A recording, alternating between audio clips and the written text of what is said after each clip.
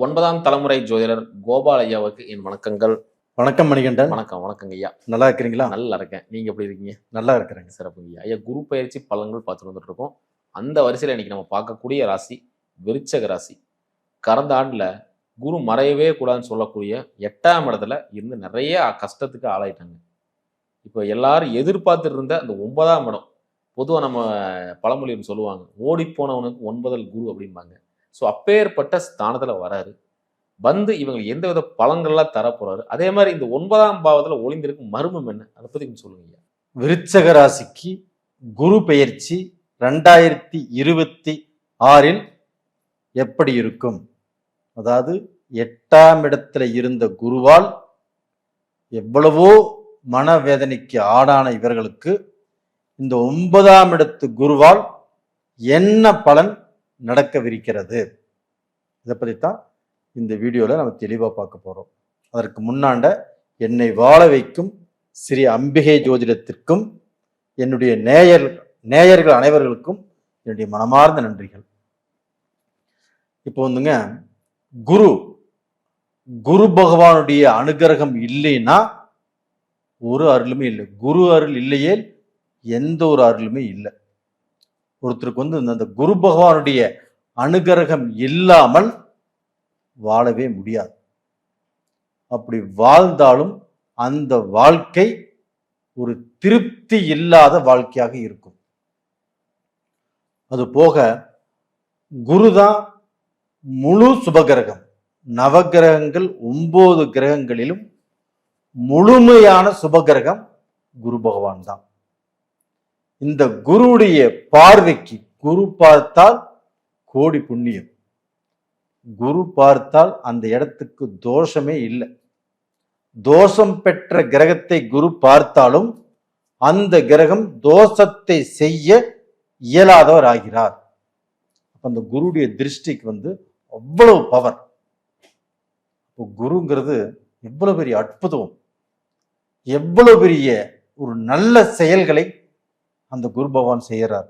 ஒரு குரு ஒரு கிரகத்தை பார்த்து அந்த தோஷத்தையே விடுவித்து கொடுக்கிறார் அப்படின்னா அது குருவால் மட்டும்தான் முடியும்.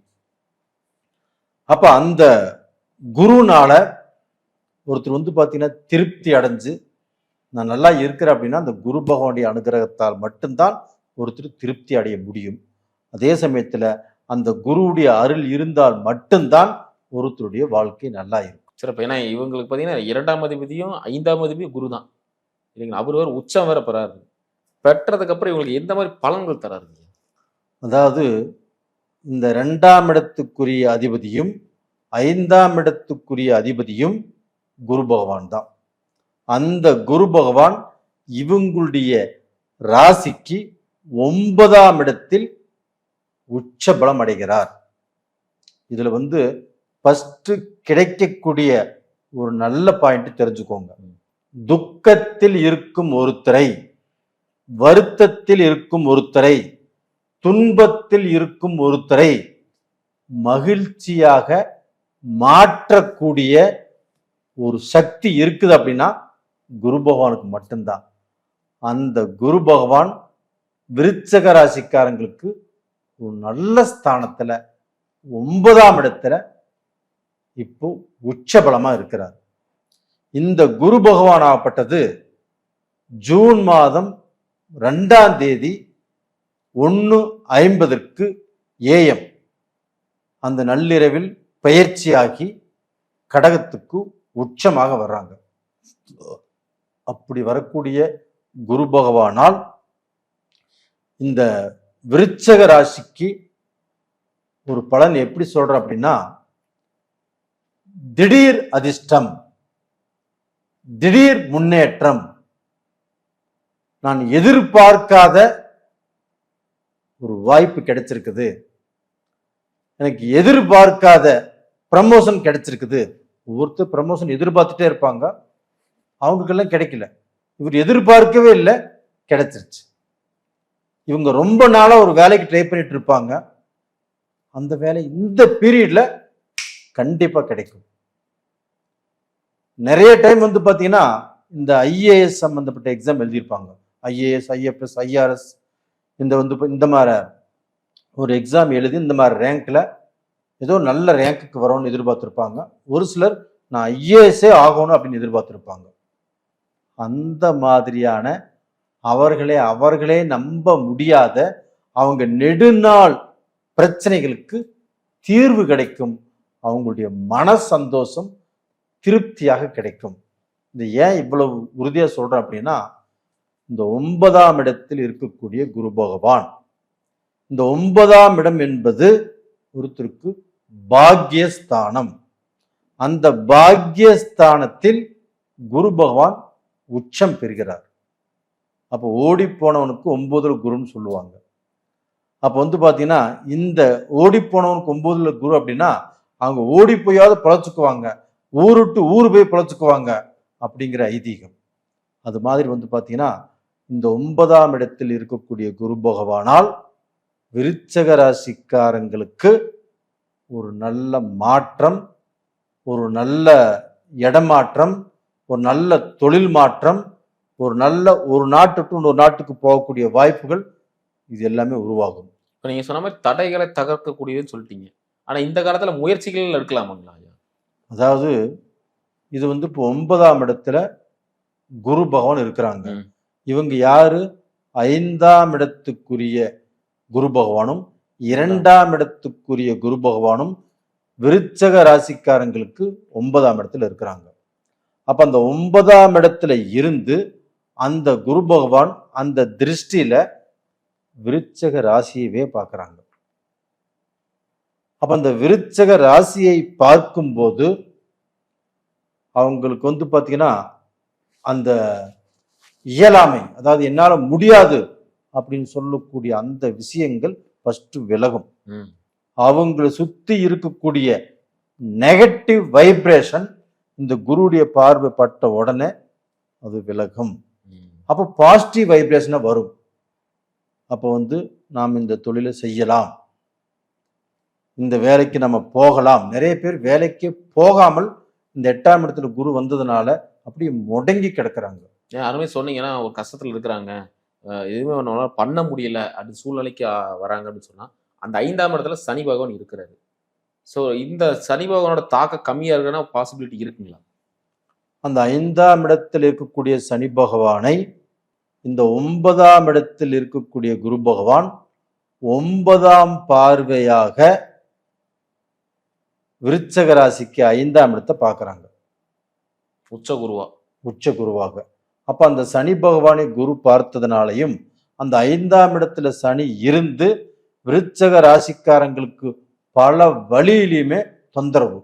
இந்த சனி பகவான் முதல் தொந்தரவு கொடுக்கக்கூடிய வழியாகப்பட்டது தொழில், இல்லைன்னா இவங்களுக்கு விபத்து, இவங்களுக்கு ஆயுள் பயம், இல்லைன்னா ஒரு ரோகம், ஒரு நோய் அது ஹாஸ்பிட்டல்ல பார்த்தாலும் சரியாகல, வீணா காசு தான் செலவாகுது ஒழியோ நம்மளுக்கு வைத்தியம் பார்த்தும் திருப்தி இல்லை. இது மாதிரியான கஷ்டங்களை கொடுத்து கொண்டிருந்த அந்த சனி பகவானை இந்த 9ஆம் இடத்திலிருந்து அந்த குரு பகவான் 9ஆம் பார்வையாக விருச்சக ராசிக்கு 5ஆம் இடத்தில் இருக்கக்கூடிய குருவுடைய வீடான மீனத்தை, அந்த மீனத்தில் இருக்கக்கூடிய சனி பகவானை இந்த குரு பகவான் பார்க்கிறார். இந்த திருஷ்டி அந்த சனி பகவான் மேல விழுகுது. அப்ப அந்த 5ஆம் இடம் என்பது என்ன? ஒருத்தருக்கு பாத்தீங்கன்னா பெரிய வாய்ப்புகள், அவங்ககிட்ட இருக்கிற திறமைக்கே வழி கிடைக்காம இருக்கும். திறமை இல்லாதவங்க எல்லாம் வேலை செஞ்சு ப்ரமோஷன் வாங்கி நல்லா இருக்கிறாங்க. திறமை இருந்தும் இவங்கனால முன்னேற்ற பாதைக்கு போக முடியாமல் ரொம்ப கஷ்டப்பட்டு திறமை இல்லாதவங்க இன்னைக்கு நல்லா இருக்கிறாங்க. திறமை இருந்தும் நாமே முன்னுக்கு வர முடியல. நம்ம யாருக்கு என்ன துரோகம் பண்ணோம், யாருக்கு என்ன கஷ்டத்தை கொடுத்தோம், நம்ம யாருக்குமே எந்த பாவமும் செய்யல, எந்த தீங்கும் செய்யல, அப்படி இருந்தும் நாம ஏன் இவ்வளவு கஷ்டப்படுறோம் அப்படின்னு வேதனைப்படுறவங்க விருச்சக ராசியில நிறைய பேர்.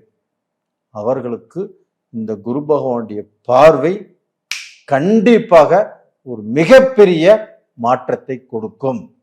அது மட்டும் இல்ல, இந்த 9ஆம் இடத்து குரு இவங்களுடைய நெடுநாள் குறையை தீர்த்து வைக்கும். இப்போ ஐவிஎஃப் பண்ணினாங்க, குழந்தை பாக்கியம் கிடைக்கல, இயற்கையாகவும் குழந்தை பாக்கியம் நிக்கல, அந்த ஐவிஎஃப்கோசரம் 1 டைம் 2 டைம் 3 டைம் ஹாஸ்பிட்டலில் பார்த்து 1.5 லட்சம் 2 லட்சம் 3 லட்சம் 5 லட்சம் 7 லட்சம் 10 லட்சம் வரைக்கும் செலவு பண்ணி ஏமாந்து எத்தனை பேர் இருக்கிறாங்க தெரியுங்களா? லட்சங்கள் போனாலும் பரவாயில்ல, கடனானாலும் பரவாயில்ல, நம்மளுக்கு ஒரு புத்திர பாக்கியம் கிடைச்சால் அது போதுங்க அப்படின்னு கடனை வாங்கி செலவு பண்ணிட்டு அதுலயுமே குழந்தை பாக்கியம் கிடைக்காமல் வருத்தப்படுகிறவர்கள், வேதனைப்படுகிறவர்கள் நிறைய பேர். அவங்க எல்லாத்துக்குமே அவங்களுடைய குலதெய்வத்தை கும்பிட்டு சொல்லுங்க. இந்த பீரியட்ல குரு தட்சிணாமூர்த்திய மனதார வணங்க சொல்லுங்க. வியாழக்கிழமை நாள்ல அந்த தட்சிணாமூர்த்தியுடைய அனுகிரகத்தால், அந்த குலதெய்வத்துடைய அனுகிரகத்தால் அவங்களுக்கு இந்த பீரியட்ல புத்திர பேரு கண்டிப்பாக கிடைக்கும். அதாவது அவங்களுடைய அப்பா தாத்தா முன்னோர்கள், அவங்களுடைய முன்னோர்களே இவங்க வயிற்றுல வந்து பிறப்பாங்க. அது ஆண் குழந்தையாக இருக்கட்டும், பெண் குழந்தையாக இருக்கட்டும். இப்போ நிறைய பேர் வேண்டியிருப்பாங்க எனக்கு பெண் குழந்தை வேணும்னு சொல்லி, அவங்களுக்கு பெண் குழந்தை கிடைக்கும். நிறைய பேர்த்துக்கு ஆண் குழந்தை வேணும்னு கேட்டிருப்பாங்க, இந்த ஆண் குழந்தையும் கண்டிப்பாக கிடைக்கும். அவங்களுடைய பிரார்த்தனை இந்த பீரியட்ல பலிக்கும். அது மாதிரியான ஒரு பொற்காலம் இது. உங்களுக்கு ஒரு வம்ச விருத்தி, ஒரு வாரிசே கிடைக்குதுன்னா சாதாரண விஷயம் இல்லைங்க. இது குருவுடைய அனுகிரகம் இருக்கிறதுனாலதான் அந்த வாய்ப்பு கிடைக்குது. இது 9ஆம் இடத்துல இருக்கக்கூடிய குருவாலையும் 5ஆம் இடத்தை குரு பகவான் பார்க்கறதுனாலையும் இவங்களுக்கு வம்ச விருத்தி அப்படிங்கிறது உருவாகும். அந்த வம்ச விருத்தி மூலியமாக இவங்க நல்லா இருப்பாங்க. இவங்களுக்கு இருக்கக்கூடிய பல கோடி சொத்துக்கும் அவர் தான் அதிபதி.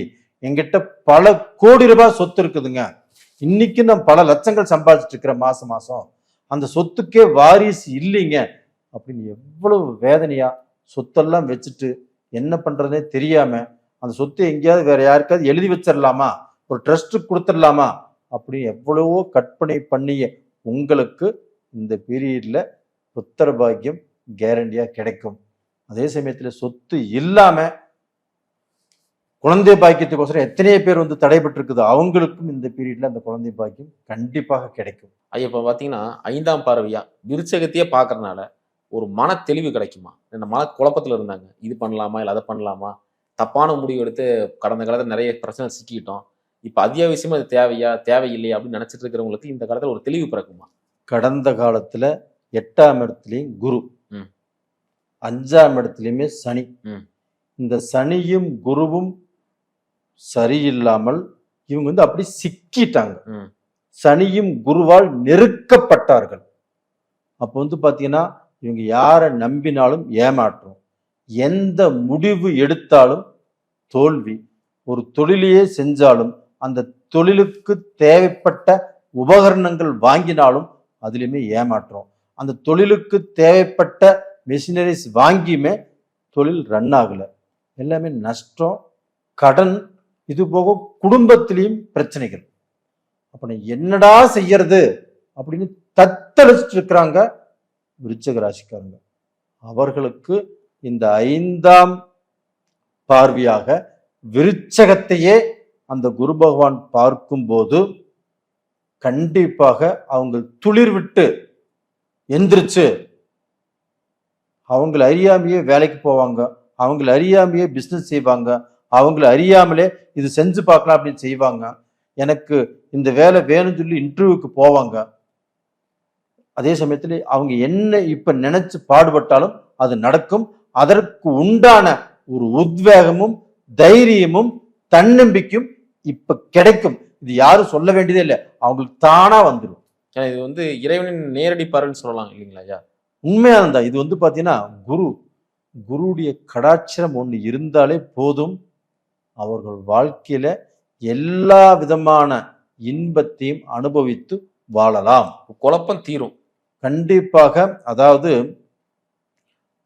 துக்கத்துல இருக்கக்கூடிய ஒருத்தரை மகிழ்ச்சியாக மாற்றும் சொன்ன நான், அது வந்து குரு பகவான் ஒருத்தரால தான் அப்படி மாற்ற முடியும். ராங் ரூட்ல போயிட்டு இருந்த ஒருத்தரை, தவறான பாதையில போயிட்டு இருந்த ஒருத்தரை நேர்வழிக்கு கொண்டு வந்து இந்த வழியில போப்பா நல்லது நடக்கும், இந்த வழியில போகாதப்பா கெட்டது நடக்கும் அப்படின்னு காட்டி கொடுத்து அவர்களை வாழ வைத்து அவர்களை தலை நிமிரவும் செய்யும் இந்த குரு பகவான். சிறப்பு அப்ப இந்த சிறப்பு. குரு பகவானுடைய அனுகிரகம் இவர் அதாவது விருச்சக ராசிக்கு நிறைய பேர் துரோகிகள் ஜாஸ்தி, எதிரிகள் ரொம்ப ஜாஸ்தி.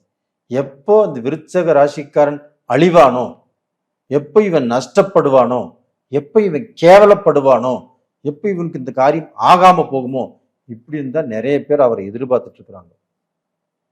அப்படி எதிர்பார்த்தவர்கள் மத்தியில் இவர் விருட்சகமாக எல்லா விஷயத்தையும் சக்சஸ் பண்ணி காசு பணம் சம்பாரிச்சு நல்ல பேர் சம்பாரிச்சு நல்ல மரியாதை சம்பாரிச்சு அவர்களுக்கு முன்னால் இவர்கள் சிறப்பாக வாழ்வார்கள். சிறப்புங்கய்யா. இவங்க இந்த விஷயத்துல ரொம்ப கேர்ஃபுல்லா இருக்கும். இவர்களுக்கு ஒரே ஒரு விஷயம், கேர்ஃபுல்லாக இருக்க வேண்டிய விஷயம் எது அப்படின்னா, இந்த அதிகமான கோபம் வர்றதை குறைச்சிக்கணும். ஷடார்னு ஒரு முடிவு எடுக்கக்கூடாது. திடீர்னு ஒரு விஷயத்துல காசு மொத்தமா கொண்டு போட்டு என்ன ஆகுதுன்னு பார்த்துடலாம் அப்படின்னு பார்த்தீங்கன்னா அவசரப்பட்டு செய்யக்கூடாது. அவசரப்பட்டு கோபப்படாமல் இருக்கணும். அவசரப்பட்டு ஒருத்தரை நம்பக்கூடாது. இதுல மட்டும் இவங்க ரொம்ப கான்பிடென்ட்டா இருந்துட்டாங்க அப்படின்னா ஜெயிப்பது நிஜம். அது போக இவர்கள் வாழ்க்கையில இந்த செவ்வாய் பகவானுடைய வீட்டை தான் குரு பார்க்கிறாரு. அதே செவ்வாய் பகவான் இப்ப மேனத்துல இருக்கிறாங்க. அந்த செவ்வாய் பகவானையும் குரு பார்க்கிறாரு. இது ஒரு அற்புதமான ஒரு அட்டகாசமான டைம். இந்த டயத்தை விருச்சக ராசிக்காரர்கள் பயன்படுத்தி கொண்டால் இதுல பார்த்தீங்கன்னா பெண்களும் பிசினஸ் பண்றவங்க நிறைய பேர் இருக்கிறாங்க, பெண்களும் வேலைக்கு போறவங்க நிறைய பேர் இருக்கிறாங்க. அவங்க எல்லாமே இந்த போன 2 வருஷம் 3 வருஷ காலம் சரியில்லை. பயங்கரமான குழப்பம், வேதனை, வேலையில மாட்டிட்டு, வேலையில டார்ச்சர், வேலையில அடுத்த ஆண்களால பிரச்சனை, பிஸ்னஸ்லயும் பார்த்தீங்கன்னா அவங்க ஸ்டாண்ட் பண்ணவே முடியல, பிஸ்னஸையும் செய்ய முடியல. இது மாதிரி கடன்பட்டு கஷ்டப்பட்டு வேலை இருந்தும் சிக்கல்ல நிறைய பேர் இருக்கிறாங்க. அதுபோக இல்லத்தரசிகளும் குடும்பத்துல நிம்மதி இல்லாமல் நிம்மதியை இழந்து நீ என்னடா பண்றது, குழந்தை இருக்கிறாங்களே இவங்களுக்கோசரமாவது வாழ்ந்தாகணுமே அப்படின்னு வாழ்றவங்க நிறைய பேர். இவர்கள் எல்லாத்துக்கும் இந்த குரு பகவானுடைய அருளால் இவங்களுடைய கஷ்டங்கள், இவங்களுடைய பிரச்சனைகள் எல்லாமே தீரும். இவங்க முன்னேற்ற பாதையில போவாங்க. இவங்களுடைய மனக்கவலை கண்டிப்பாக குறையும். அது போக இந்த நேரத்துல இவர்கள் ஆபரணங்கள் வாங்குவாங்க. தங்கம், வெள்ளி அடகு வச்சிருந்தாலும் அதை திருப்புவாங்க. பல வருஷமாச்சு அடகு வச்சு அதை வாங்கி புதுசு அப்படியே அடகு வச்சுட்டேன், இன்னைக்கு வரைக்கும் அது போடவே இல்லை, அது இந்த பீரியட்ல வாங்கி போடுவீங்க. சிறப்பு. அந்த மாதிரியான ஒரு நேர காலங்கள் வந்தாச்சு. நீங்கள் பயப்படவே வேண்டாம். நீங்க தான் இந்த வருஷத்துல ஹீரோ. சிறப்பு. அற்புதம் அற்புதம். ஆணா இருந்தாலும் சரி, பெண்ணா இருந்தாலும் சரி, ஹீரோ ஹீரோயின் அவங்க தான். அதே சமயத்துல 9ஆம் இடத்துல குரு உச்சம் பெற்றிருப்பதால் மறுவாழ்க்கைக்கு காத்துட்டு இருக்கிறவங்களுக்கும் இந்த பீரியட்ல மறுவாழ்க்கை கண்டிப்பாக அமையும். திருமணத்துக்கு காத்துட்டு இருக்கிறவங்களுக்கும் திருமணம் தடை இல்லாமல் நடக்கும். குழந்தை பேருங்கிறது நான் சொல்லிட்டேன். இது எல்லா விஷயங்களும் உங்களுக்கு சாதகமாக இருக்குது. அது போக இவங்களுடைய ஜென்ம ஜாதகத்தில் என்ன தசை என்ன புத்தி நடக்குதுன்னு பார்த்துட்டு சொல்லுங்க. யோகமான தசை நடந்தால் மட்டும்தான் இந்த கோல்சார் பலனும் நல்லா இருக்கும். ஜாதகத்துல யோகமான தசை நடக்கலன்னு வச்சுக்கோங்களேன், இந்த பலன் அவ்வளோக்கா ஸ்ட்ராங்கா இருக்காது. ஆனா அதே சமயத்துல கோல்சார பலனால் கண்டிப்பாக ஒரு நல்ல வெளிச்சம் கண்டிப்பாக நம்மளுக்கு காட்டும். சிறப்பு. ஐயா, அது வழிபாடு சொல்லுங்க. இவங்களுக்கு வழிபாடு அப்படின்னா இவர்கள் முருகன் இவங்களுடைய ராசியுடைய கடவுள். அந்த செவ்வாய் பகவானையே அந்த குரு பார்க்கறதுனாலையும் இந்த குரு தட்சிணாமூர்த்தியையும், அதாவது சஷ்டி அன்னைக்கு முருகப்பெருமானை கும்பிட்டு வர சொல்லுங்க. இவங்க பார்த்தீங்கன்னா திருச்செந்தூர் முருகர் கோயிலுக்கு போயிட்டு வர்றது, செவ்வாய்க்கிழமை நாளில் போயிட்டு வர்றது ரொம்ப ரொம்ப நல்ல விஷயம். அது போக குரு தட்சிணாமூர்த்தி வியாழக்கிழமை நாளில் மூக்குக்கடலை மாலையா போட்டு மஞ்சள் வஸ்திரம் அணிவித்து வணங்கி வந்தால் கண்டிப்பாக நல்லா இருப்பாங்க. எந்த குறையும் இல்லாமல் இருப்பாங்க. இவங்களுடைய குறை எல்லாத்தையுமே தெய்வத்துடைய காலில் வைக்க சொல்லுங்க. எல்லாமே பரிகாரமாகவும் நல்லா இருப்பாங்க, நல்ல நிலைமைக்கு வருவாங்க. சிறப்புங்க. ரொம்ப அற்புதமா டீசெண்டாக சொன்னீங்க. நிறைய விஷயம் சுவாரஸ்யமாக கேட்டுட்டு இருக்கோம். ஸோ நம்ம மீண்டும் அடுத்த காலையில் சந்திக்கலாங்க. அடுத்தடுத்த ராசிகளை பற்றி பார்க்கலாம். நன்றிங்க ஐயா. ரொம்ப நன்றிங்க மணிகண்டன்.